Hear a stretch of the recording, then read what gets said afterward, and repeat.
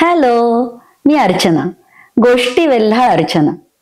आज जी कथा मी तुम्हाला सांगणार आहे ना, ती खूप खूप खूप जुनी आहे. जेव्हा आपल्याकडे गुरुकुल पद्धत अस्तित्वात होती, अगदी तेव्हाची.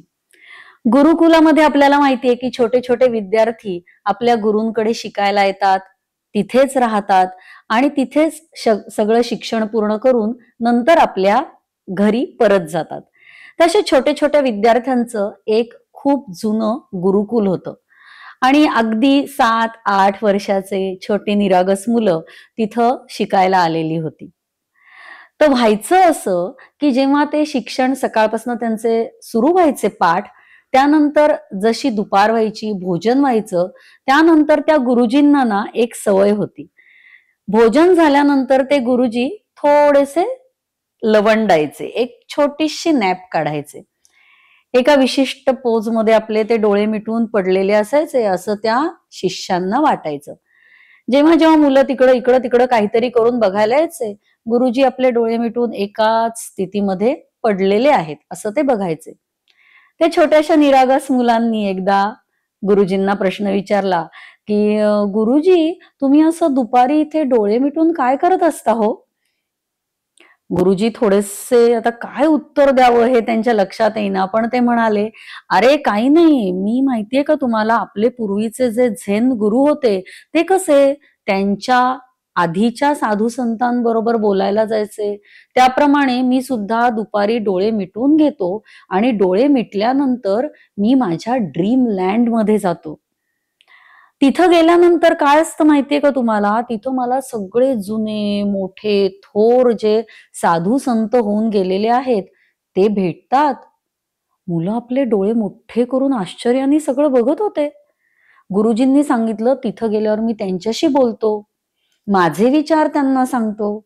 त्यांचे विचार मी घेतो. आमच्यामध्ये बरीच चर्चा होते आणि मग मला काहीतरी छान तुम्हाला शिकवता येतं बरं का त्यानंतर." हे असं बराच काळ चालू राहिलं. मुलं आपले रोज बघायचे गुरुजी रोज डोळे मिटून आपले एका स्थितीमध्ये पहुडलेले आहेत. नंतर त्यांनाही त्याची सवय झाली. काही काळानंतर एक दिवस असा आला, जेव्हा प्रचंड उन्हाळ्याचे दिवस होते. खूप आजूबाजूला गरम वातावरण होतं.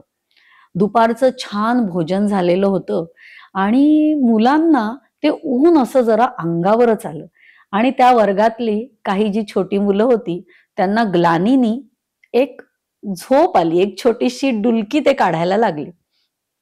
आणि नेमकं त्याच वेळी गुरुजी वर्गात आले. गुरुजींनी बघितलं, की ही मुलं आहेत ना, ही झोपली आहेत. ते एकदम रागावून त्यांना उठवायला गेले, की "चला उठा, झोपले काय आहेत तुम्ही? उठून बसा सगळ्यांनी." मुलं उठून बसली आणि म्हणे, "काय करत होता? झोपता?" "नाही गुरुजी, आम्ही झोपलेलो नव्हतो." "मग काय करत होता?" त्यातल्या 2 मुलं जरा चुणचुणीत होती. त्या मुलांनी लगेच उत्तर दिलं, की "गुरुजी, आम्ही आमच्या ड्रीमलँडमध्ये गेलेलो होतो." गुरुजी थोडेसे चपापले. ते म्हणाले, "ड्रीमलँडमध्ये? कोण भेटलं तुम्हाला तिथं?" "आपले सगळे जुने साधू संत भेटले, ज्यांचा नेहमी तुम्ही उल्लेख करत असता." "अच्छा, ते तुम्हाला भेटले होय. आणि मग तिथं जाऊन तुम्ही केलं काय?"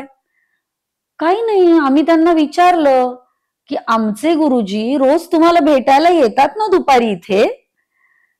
"मग? मग काय झालं?" ते म्हणाले, "नाही, असे कोणतेच गुरुजी आम्हाला भेटायला येत नाही." किती एक छोटासा मजेशीर किस्सा आहे, पण सत्य हे आपण नेहमी लक्षात ठेवलं पाहिजे. नेहमीच अत्युच्च स्थानावरती विराजमान असतं आणि जेव्हा आपण असं समोरच्याला बुद्धू बनवण्याचा, मूर्ख बनवण्याचा किंवा असं काहीतरी उत्तर देण्याचा घाट घालतो ना, तेव्हा कधी-कधी त्यांच्याकडून आपणच बुद्धू बनलो जातो.